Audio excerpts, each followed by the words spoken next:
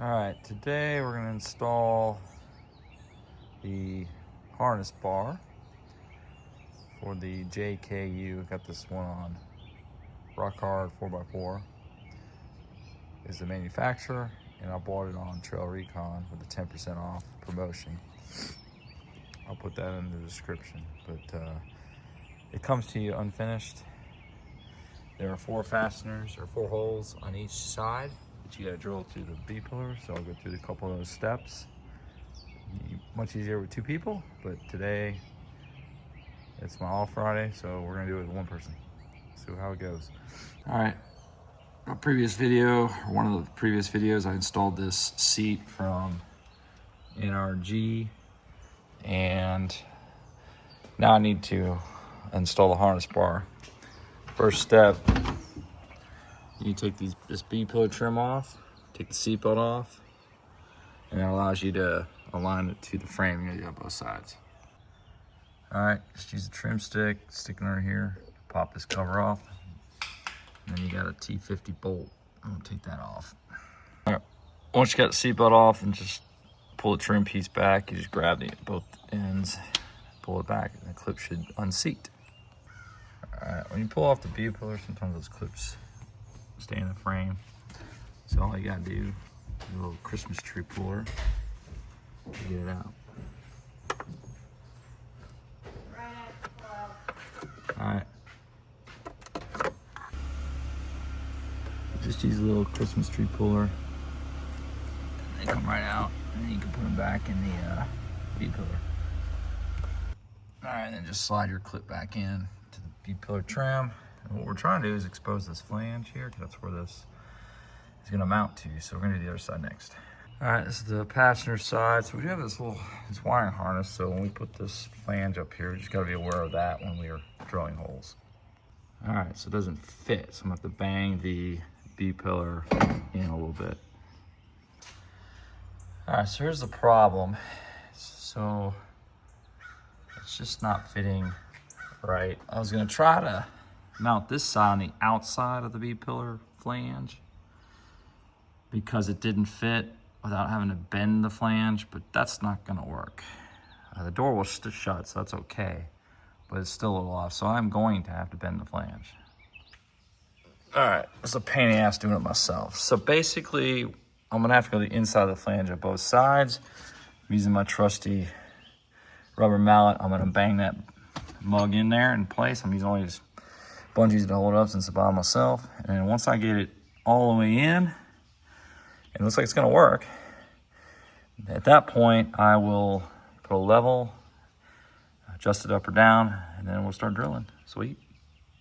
All right, stick a level on there. And so it looks like my driver's side needs to come down a tad, or my passenger up. So we'll do one or the other. All right, little tip, as you're trying to level this thing, banging it up and down with your rubber mallet, whatever side you're not working on, use your C-clamp to hold it in place, because I banged it and the whole damn thing fell out, so I had to start over. So just go back and forth until you get this thing level, and make sure that the flange here is as far forward, because you want to make sure you don't have any close edge distance on the hole, because otherwise it'll fail. It's a little aircraft tip. All right, got it back on, got it level. So that's where we're at now. So, all right, next step, you're gonna check these holes and make sure I've got enough edge distance. And then ideally, you don't want to drill through a weld, one of the spot welds on the B pillar. There's little spot welds, you can see them right there. Right there. If you can avoid those, that's ideal. Other thing you want to make sure is your bar needs to be the same level or angled down like 10 degrees. So you want it to be a little bit lower than when your harness straps will come through. And I'll check the other side. Passenger side. You see just above that flange, there's a weld there, but there's not one in the hole, so that's good. Second one looks good. Third one looks good. And fourth one is covered by the C-clamp. So I'll check in a minute. So I am now set to drill some holes. So obviously I'm gonna have to drill them from inside out. All right, so I will use the holes that are on this bar to line up where I'm gonna drill. I'll use a center punch, pilot hole, and then full size it up to the size of these holes. I gotta check the bolt diameters, but it should be about the same size as the hole. It's probably best to do the top and the bottom first. Do 2, and then I can put the temp fasteners in. It'll be secure, and I can take all these clamps out of the way.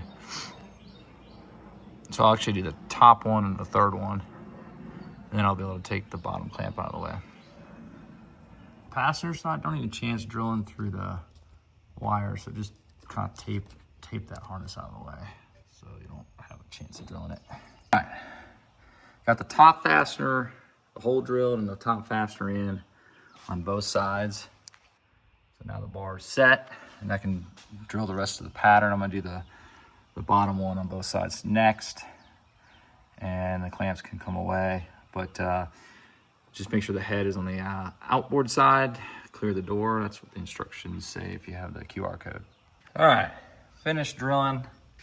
4 fasteners on this side, 4 on that beautiful thing. Thing's pretty sturdy. All right, so once you do that, next thing I'm gonna do is take it apart and paint it. All right, I got this really cool paint, bright neon color. Gonna glow in the dark, so we'll see how that goes, but it matches somebody's Jeep that is in the club, so I bet you can't guess who. All right, next thing you wanna do is kind of mark off where this flange is, above and below, because you're gonna wanna trim the B-pillar with a Dremel tool. But my next step now is to take the fasteners out and remove the bar. And then I can do the B-pillar trim next, or the paint. I'm gonna do the paint because it's gonna take, I wanna do at least 2 coats. All right, next you're gonna wanna clean it. There were some marks on there. I used, identified it with a grease marker. So you can use some brake cleaner to get that off, but use a light soap and some water and let it dry. You can do a water brake free test too if you want to on here. You add some water and see if it puddles up. That would be an indication of oils, but it is greasy when it gets to you because it's from a fab shop, so you do want to wipe it down real good before you paint. All right, got done with the first coat. Doesn't look that great, but it's only the first coat. And I'll flip it, do the bottom side, and I'll flip it again. So 30 minutes in between coats is what this paint says. All right, got it painted and installed. Not very happy with my paint job. I'm not very good at painting, but I'm gonna go ahead and get some of those pads like up here on this pillar to go across there, so it really won't even matter. But anyway, pretty simple once you get to this point for the reinstall. So the next thing I'm doing is the B-pillar trim. All right, on the B-pillars, you're gonna mark it off and just cut it with a Dremel on both sides. All right, got the B-pillar trim in, got it cut back. You gotta put the seat belt, make sure you torque it to the spec, and then put the cover on, and then you're done. And then I'll add the harness install next. All right, here it is all done with the seats back. Got the passenger seat further back the front driver, but anyway, there's plenty of clearance. So I am going to put pad on this bar. I just don't, if somebody's sitting back here, probably better to have a little padding. But I'll have to get one with a little slot so the harness that routes can go through it. So I think the manufacturer, RockHard, makes one or sells one for like 84 bucks. So I'm gonna go look at that one. Might be easier just to get that one versus trying to go cheap on Amazon. All right, well, that's it. Actually, no, I'm gonna do the harness install, then I'll show it. All right, completed the install. Got the harnesses strapped on the back of it. All right, you see the front, the harnesses. It's a 5-point harness. I only did the 4 I don't have the one going between the legs, but they look phenomenal. They fit snug, very solid. And to get out, it's real simple. You just pull up this Velcro, boom, and you are out. You are out. So I was able to keep the factory seat. I use these, you can get these little strap loops that goes around the headrest. I got that at RockHard.